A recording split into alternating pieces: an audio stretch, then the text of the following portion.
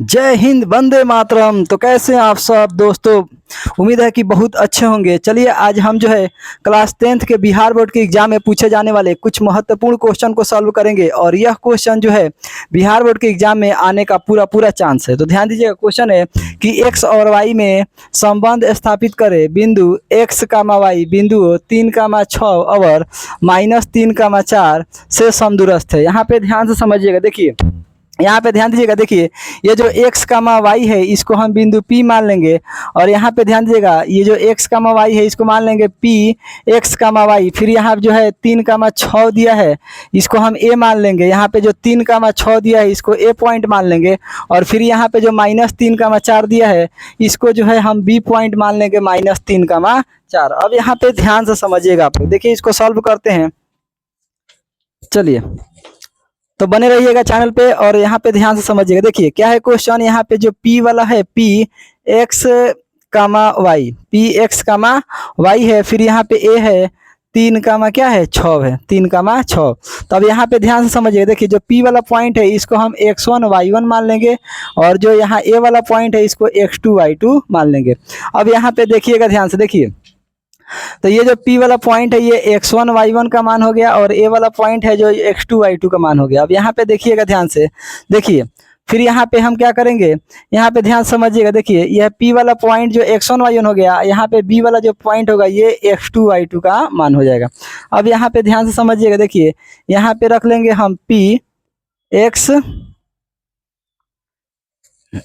ध्यान दीजिएगा इसको x1 y1 कर लेंगे और फिर यहाँ पे ध्यान समझिएगा, सॉरी यहाँ पे एक्स वाई है तो एक्स वाई ही रहने देंगे। ध्यान समझिए, देखिए ये P है x कामा वाई तो इसको लिख लेंगे और फिर यहाँ पे जो B है इसको भी लिख लेंगे B -3,4। अब यहाँ पे देखिए P वाला पॉइंट जो होगा x1 y1 का मान होगा, जो B वाला पॉइंट होगा ये x2 y2 का मान होगा।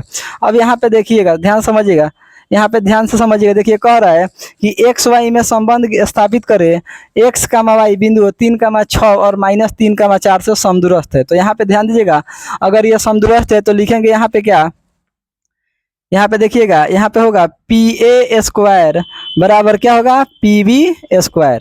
अब यहाँ पे ध्यान से समझिएगा, देखिए यहाँ पे जो है हम जो दूरी सूत्र का फॉर्मूला लिख देंगे PA का, PA बराबर लिख देंगे √अंडर x2 - x1 का whole square plus y2 - y1 का होल स्क्वायर हो जाएगा। यहाँ पे ध्यान दीजिएगा, यहाँ पे समझिएगा ध्यान से, PA बराबर ये जो दूरी सूत्र का फॉर्मूला लिख दिया, फिर यहाँ पे PA का स्क्वायर है तो यहाँ पे क्या हो जाएगा इसका होल स्क्वायर हो जाएगा, बराबर है तो बराबर। फिर यहाँ PB के बदला में, PB का जो है यहाँ पे बदला में यहाँ पे लिख देंगे दूरी सूत्र का फॉर्मूला √अंडर x2 - x1 का x1 का whole square plus y2 - y1 का होल स्क्वायर हो जाएगा। अब यहाँ पे ध्यान दीजिएगा PB का स्क्वायर है तो इसका भी क्या कर देंगे होल स्क्वायर कर देंगे।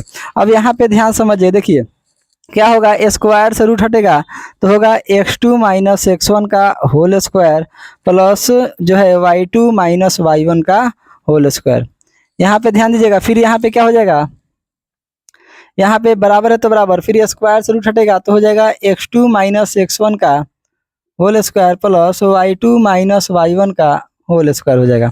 अब यहाँ पे ध्यान समझिएगा, देखिए यहाँ पे जो होगा शुरू में PA बराबर क्या है PB है। ध्यान समझिएगा, यहाँ पे क्या लिख देंगे, यहाँ पे PA बराबर क्या होगा PB हो जाएगा और यहाँ पे लिख सकते हैं कि दोनों तरफ क्या करने पर वर्ग करने पर तो PA² बराबर PB² हो जाएगा। अब यहाँ पे ध्यान से समझिएगा, देखिए यहाँ पे जो लेफ्ट साइड है इसमें जो है हम क्या करेंगे कि PA से मान रख लेंगे, यहाँ पे x1 y1 x2 y2 का जो मान रखना होगा वो PA से ले लेंगे और फिर जो राइट साइड में है बराबर के दाहिने साइड में है यहाँ पे जो मान रखना होगा जो है x1 x2 का तो जो है PB से यहाँ से मान रख लेंगे। अब चलिए ध्यान से समझते हैं, देखिए यहाँ पे ध्यान दीजिएगा, देखिए यहाँ x2 है तो x2 का मान यहाँ पे 3 है तो 3 हो जाएगा, फिर माइनस x1 है तो x1 का मान यहाँ x है तो x हो जाएगा, फिर इसका होल स्क्वायर है तो होल स्क्वायर हो जाएगा, फिर यहाँ y2 है तो y2 का मान क्या है, y2 का मान 6 है तो 6 रखेंगे, फिर माइनस y1 है तो y1 का मान यहाँ पे y है तो y रखेंगे, फिर इसका होल स्क्वायर है तो होल स्क्वायर। फिर यहाँ देखिएगा ध्यान से,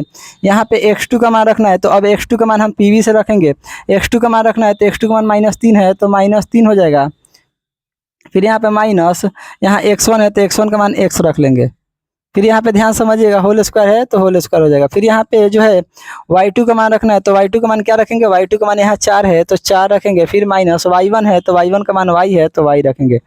चलिए इसका होल स्क्वायर है तो होल स्क्वायर हो जाएगा।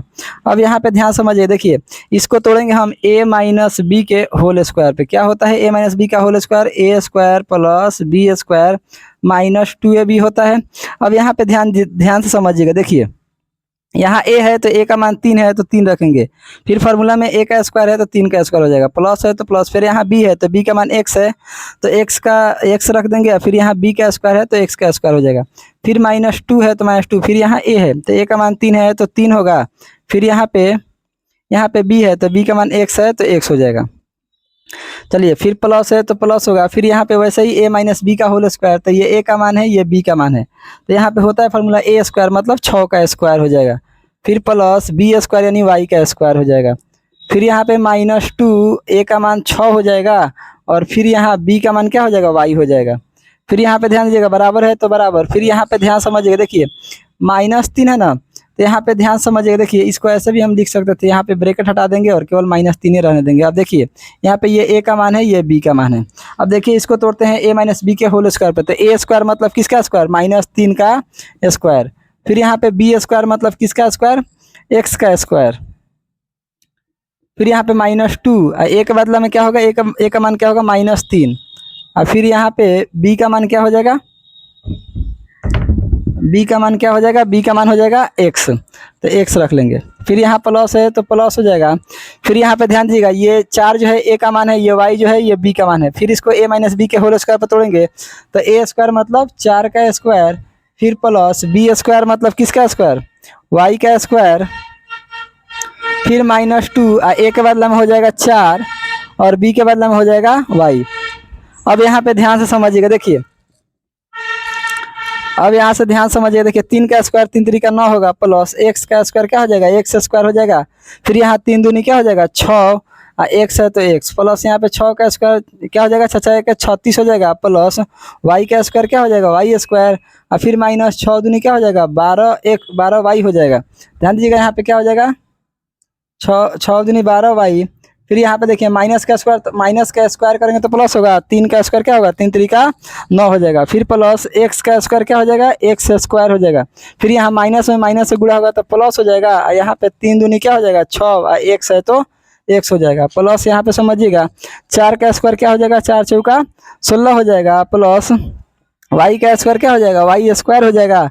और माइनस यहाँ पे 4 दूनी क्या हो जाएगा 8, 4 दूनी 8 y है तो y, 4 दूनी 8 y हो जाएगा। अब यहाँ पे ध्यान से समझिएगा, देखिए अब हम क्या करेंगे, देखिए यहाँ पे x स्क्वायर है तो x स्क्वायर लिख लेंगे, ठीक है। फिर इधर देखेंगे, इधर x स्क्वायर है तो बराबर के जो है दाहिने, बराबर के x स्क्वायर जो है इधर बराबर के दाहिने साइड है तो बराबर के बाएं साइड आएगा, प्लस x स्क्वायर है बराबर के बाएं साइड आएगा तो क्या होगा, -x स्क्वायर हो जाएगा। फिर यहाँ पे समझिएगा ध्यान से, यहाँ पे प्लस y स्क्वायर है तो प्लस y स्क्वायर लिख लेंगे। अब इधर देखिए ये प्लस y स्क्वायर है, बराबर के बाएं साइड आएगा तो -y स्क्वायर हो जाएगा। चलिए अब यहाँ पे ध्यान से समझिएगा, देखिए इधर क्या है -6x है तो -6x लिखेंगे। और इधर देखिए ये +6x बराबर के बाएं साइड आएगा तो -6x हो जाएगा। चलिए और देख लेते हैं, यहाँ पे क्या है, अब इस साइड जो है -12y है तो -12y लिख लेंगे। लेकिन यहाँ पे ध्यान दीजिएगा, देखिए ये -8y है बराबर के दाहिने साइड, तो बराबर के बाएं साइड आएगा तो +8y हो जाएगा।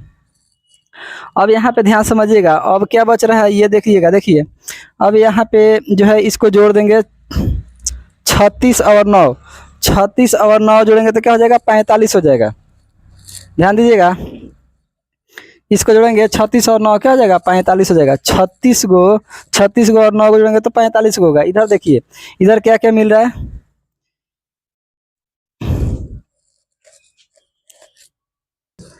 चलिए ध्यान दीजिएगा। अब यहाँ पे देखिएगा इधर क्या है, संख्या में केवल क्या बच रहा है, देखिएगा ध्यान से, देखिए यहाँ पे 16 और 9 जोड़ेंगे तो क्या होगा 25 हो जाएगा। और ये जो है बराबर के बाएं साइड आएगा तो -25 हो जाएगा। तो बराबर में इधर क्या बचेगा, अब यहाँ पे देखिए बराबर में क्या बच रहा है, सॉरी यहाँ पे माइनस हो जाएगा, यहाँ पे माइनस होगा।